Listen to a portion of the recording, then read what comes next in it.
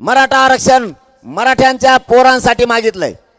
तुम्हाला नाही कळणार फडणवीस साहेब, आरक्षणामुळे आमच्या पोरांचं किती वाटोळं झालंय ते नसल्यामुळं।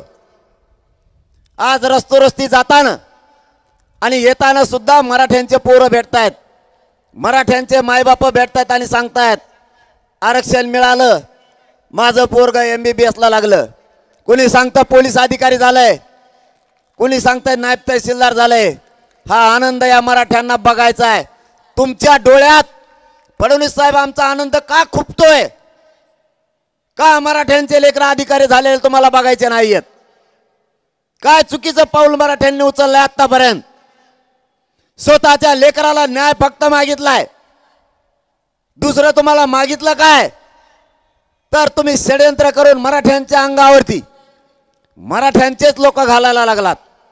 कुठं पाप फेडणारे तुम्ही? तुम्ही काहीही केलं फडणवीस साहेब, मराठा तुम्हाला हटत नसतो। तुमची पाठ पुरविणार, तुम्हाला लोळविल्याशिवाय मराठा आता माग हटत नाही।